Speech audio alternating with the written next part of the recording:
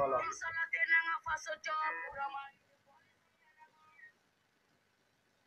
Bonsoir à tous les Ivoiriens, bonsoir à tous les habitants de la Côte d'Ivoire, bonsoir à toutes les personnes qui m'aiment et à ceux qui ne m'aiment pas.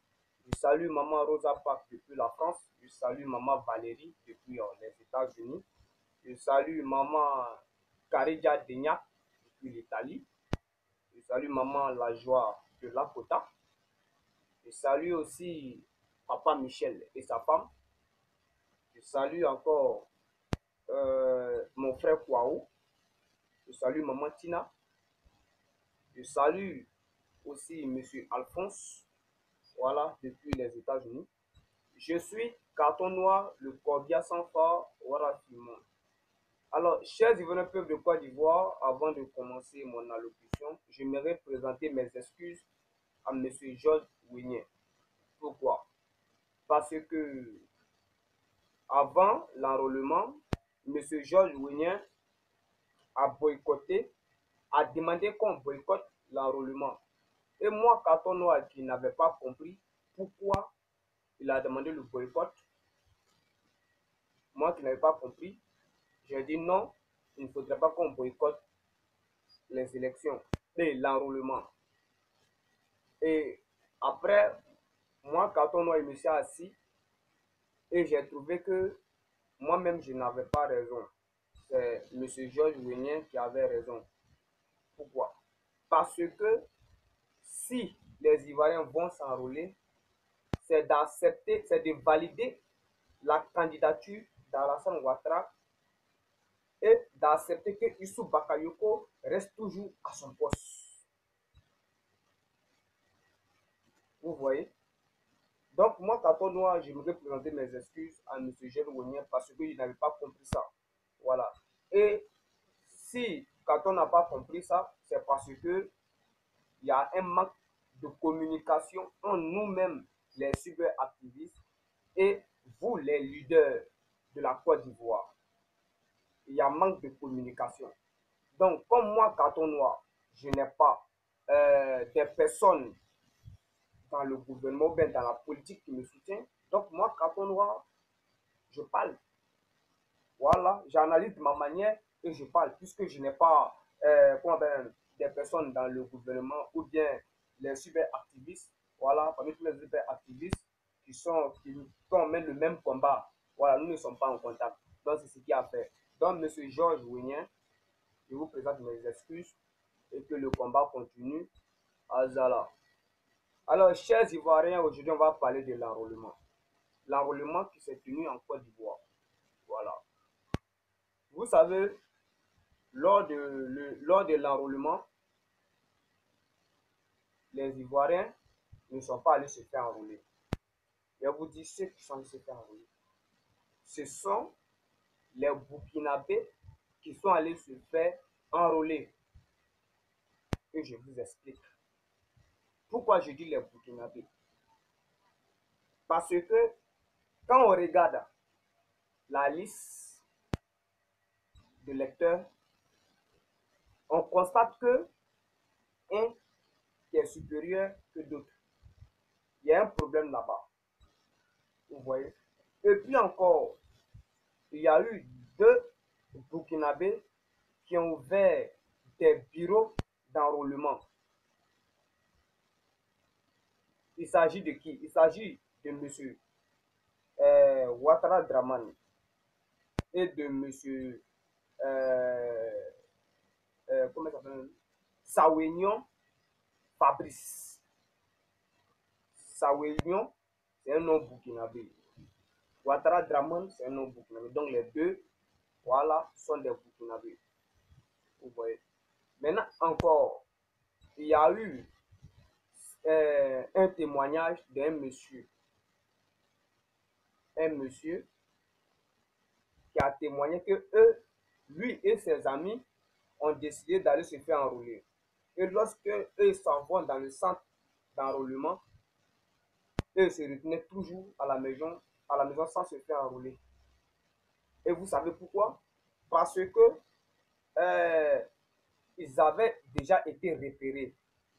et ils ont été signalés pour dire que ces personnes ces personnes-là ne sont pas avec eux.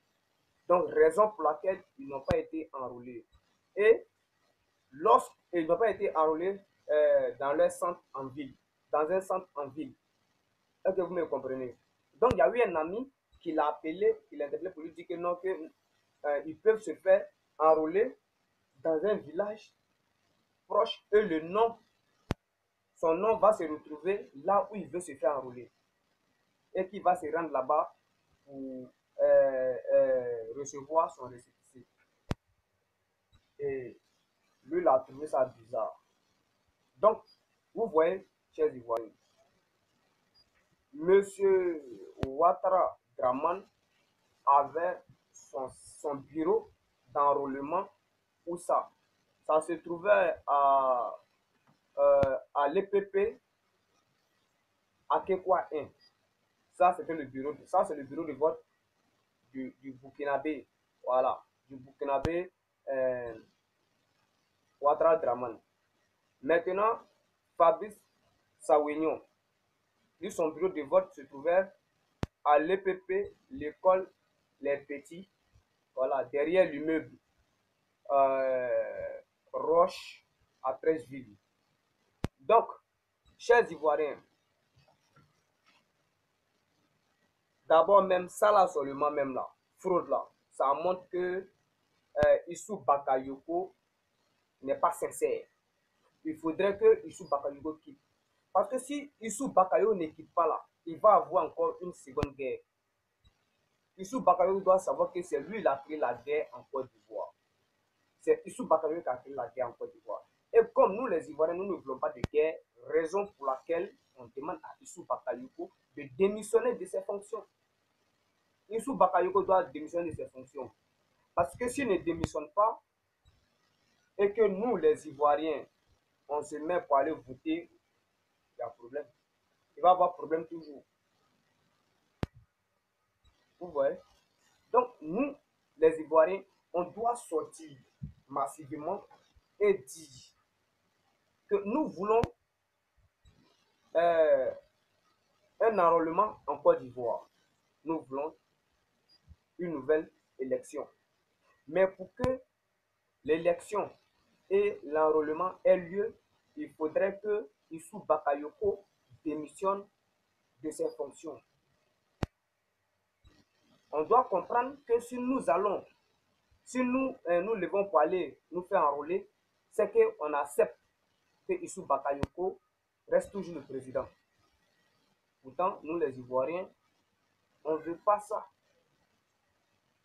On ne veut pas ça aujourd'hui, on ne veut pas ça demain. Maintenant, on a trouvé qu'il y a fraude sur l'enrôlement de la Côte d'Ivoire. Et pourquoi le fraude nous a été signalé? Parce que Dieu ne veut pas que cela se répète. La guerre se répète encore en Côte d'Ivoire. Dieu ne nous a pas oubliés. Raison pour laquelle Dieu a fait qu'on a pu dénoncer ces fraudes-là. Donc, chers Ivoiriens, on doit se lever. On doit se lever et dire à Issou Bakayoko de démissionner de ses fonctions. Issou Bakayoko doit démissionner de ses fonctions. Même si Issou Bakayoko refuse de quitter ses fonctions, dans tous les deux cas, Issou Bakayoko sera tabassé. Parce que si Issou Bakayoko, lors des élections, il vient et puis il dit qu'Alassane Ouattara a gagné, le peuple va le frapper. Le peuple va se révolter contre lui. S'il revient, ou bien s'il dit que Alassane Ouattara a perdu, il aura choisi avec Alassane Ouattara. Donc, il n'a qu'à démissionner de ses fonctions. Parce que, voici ça, on t'a dit de démissionner, tu dis que tu ne veux pas démissionner. Voici fraude. On voit des Burkinabés qui ont fait 2 bureaux de vote et 2 bureaux d'enrôlement. Et quand on regarde la liste même des personnes qui sont allées se faire enrôler avec les nouveaux électeurs, ouais, les nouveaux électeurs, on voit qu'il y a un qui est supérieur que un. Donc il y a doute là-bas. Il y a doute là-bas. Monsieur Issou Bakayoko, les Ivoiriens te demandent de démissionner de tes fonctions. Et puis, je vais vous dire, chers Ivoiriens, l'enrôlement qui a eu lieu en Côte d'Ivoire, beaucoup sont les étrangers qui ont voté, qui sont allés se faire enrôler. Peut-être que vous n'allez pas croire, mais moi, quand on vous dit que ceux qui sont allés se faire enrôler sont les Burkinabés. Beaucoup d'Ivoiriens n'ont pas été enrôlés. C'est moi, quand on vous dit ça.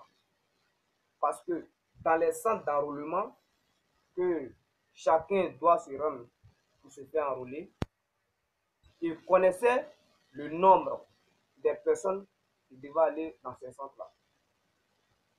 Ces personnes connaissaient. Et les personnes qui ne se sont pas fait enrôler là-bas avaient déjà été repérées qu'ils ne faisaient pas partie des personnes, des étrangers qui devaient venir se faire enrôler. Raison pour laquelle ces personnes n'ont pas été enrôlées. C'est un peu bizarre, chers Ivoiriens. Peut-être que c'est moi, je n'arrive pas à bien expliquer, mais en tout cas, il y a fraude en Côte d'Ivoire lors de l'enrôlement.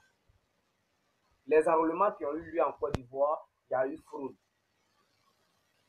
Pour enlever tout ça, là, qu'on appelle même les chiffres, ça même si je ne parle même pas de ça, au niveau des nouveaux bureaux de vote qui ont été, des bureaux d'enrôlement qui ont été ouverts en cachette par deux Burkinabés là, ça suffit. Issou Bakayoko ne peut pas nous dire que lui n'était pas au courant de ça. Issou Bakayoko est bel et bien au courant de ça. Si Issou Bakayoko n'était pas président de la CEI là, je vous le jure, on n'allait pas avoir problème. On n'allait même pas avoir problème. Mais Alassane Ouattara ne veut pas que Issou Bakayoko démissionne. Mais pourquoi il ne veut pas? Parce que Issou Bakayoko a un rôle important pour la victoire de Ouattara lors des élections de 2020.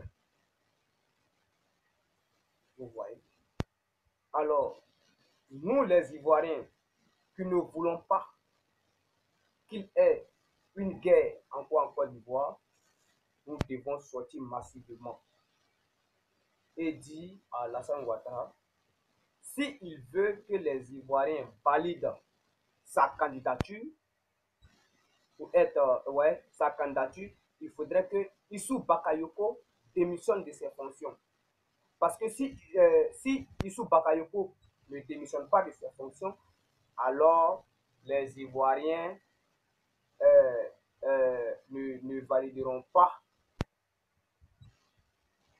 sa candidature. Vous voyez, si Dieu nous a montré qu'il y a problème, c'est que Dieu n'a pas obéi les Ivoiriens. Dieu nous a montré qu'il y a fraude dans l'enrôlement. Donc, ce qui veut dire qu'ils vont reprendre encore l'enrôlement. Et c'est là maintenant, on va demander à Issou Bakayoko de démissionner de ses fonctions. Parce que, premier enrôlement, on voit qu'il y a fraude. C'est parce qu'il est là qu'il y a fraude. Et il est au courant de ça.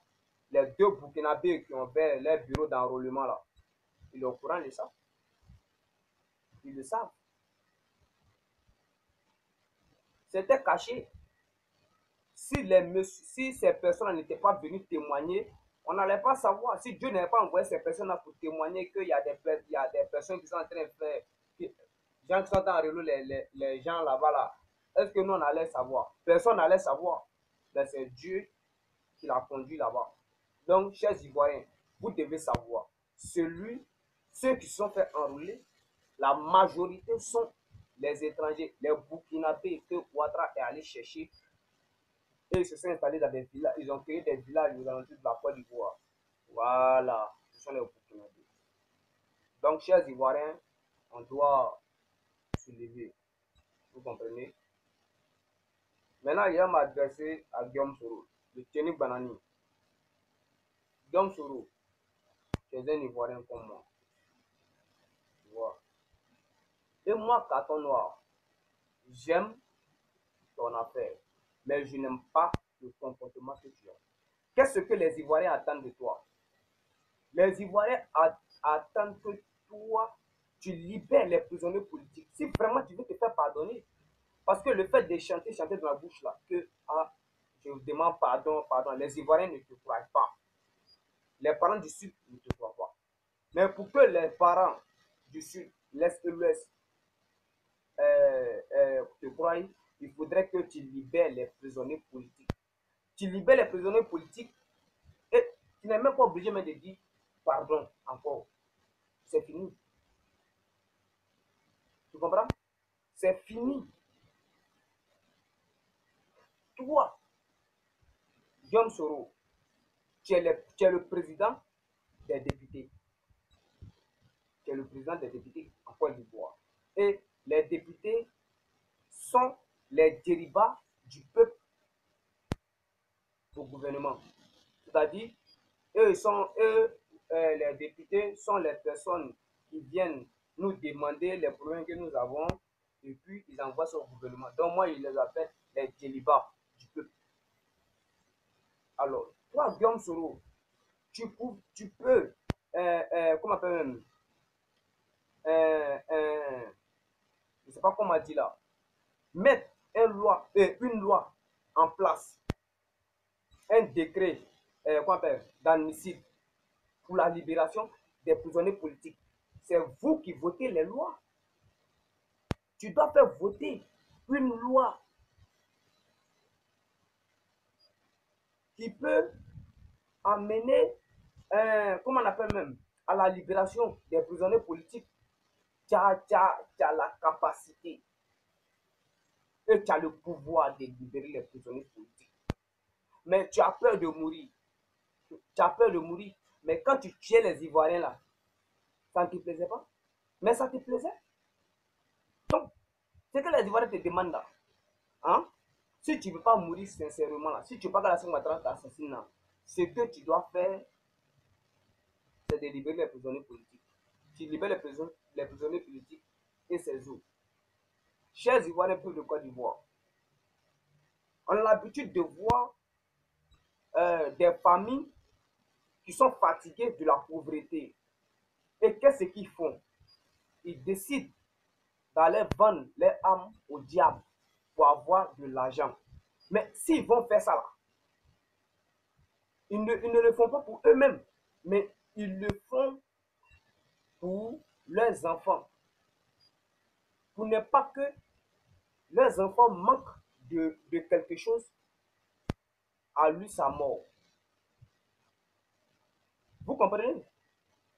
Si ces parents-là vont vendre leur âme au diable, c'est pas pour se faire plaisir, mais ils le font à cause de leurs enfants.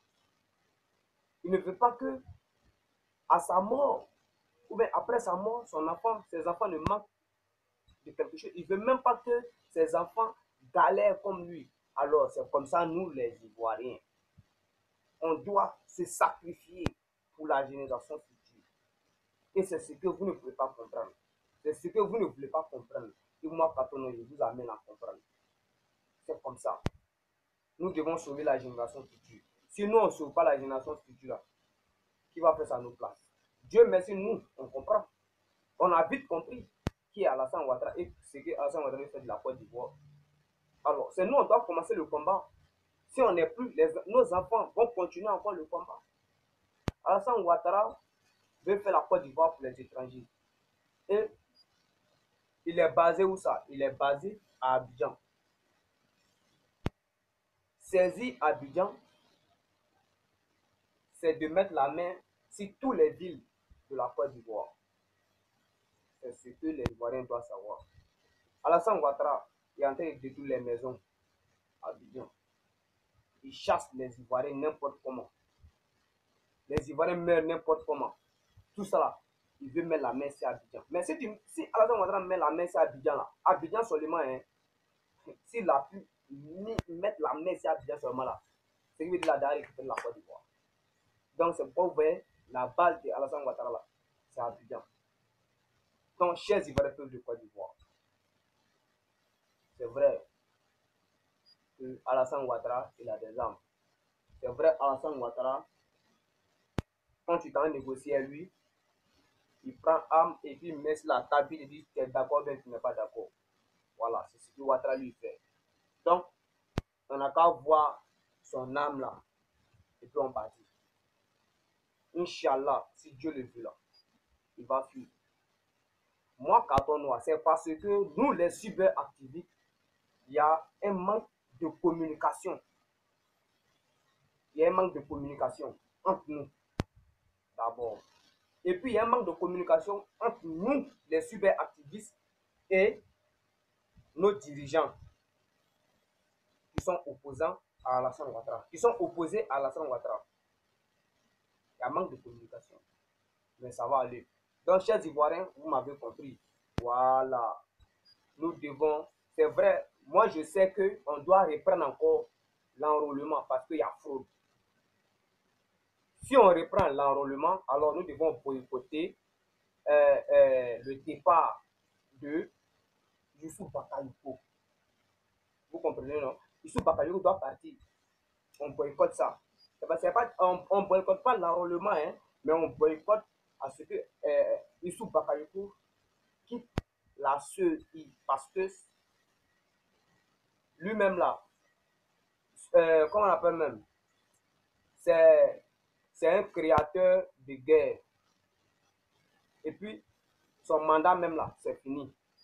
Donc, il doit partir. C'est ce qu'on doit faire. L'enrôlement qui a eu lieu en Côte d'Ivoire, elle n'est pas validée. Même si Ouattara valide là, on ne doit pas accepter la validation. Voilà. Il faudrait qu'on reprenne l'enrôlement. Et on doit être prêt en faisant quoi? En demandant à Issou Bakayoko de gagner temps. Sinon, on ne s'enrôlera pas. Et puis, je sais que les Ivoiriens ne vont pas s'enrôler. Si vous voyez quelqu'un voir l'enrôlement là-bas, vous devez savoir que ce sont des Burkinabés, ce sont des étrangers. Ceux qui ont voté, ceux qui vont se faire enrôler à l'enrôlement là, ce sont des étrangers. Et c'est là, c'est pas caché. Dieu nous a montré ça. Vous comprenez? Alors, chers Ivoiriens, peu de Côte d'Ivoire, on va se laisser. Voilà. Je suis dans mon site en Bougou et il fait tellement chaud. C'est pourquoi je parle rapidement. Je suis sorti de mon site en Bougou. Voilà. Sinon, quelque chose va m'arriver dans ma maison ici. Là. Voilà. Donc, chers Ivoiriens, on va se laisser et que Dieu ouvre les yeux des Ivoiriens et que Dieu donne la force aux Ivoiriens d'affronter Ouattara. Amen. Et que Dieu ne donne pas longue vie à Carton Noir. Et que Dieu humilie Carton Noir aux yeux de tout le monde. Et que Dieu fasse en sorte que Carton Noir croise ses ennemis afin de leur montrer qui il est en réalité. Alors, chers Ivoiriens, on va se laisser et le combat continue. Azala. Et je vous demande encore de dire merci à maman Valérie pour tout ce qu'elle fait pour moi. Et dire merci aussi à maman Kareja Beignac et son mari. Voilà. Ciao, ciao. Et Azala, maman. Ciao, ciao.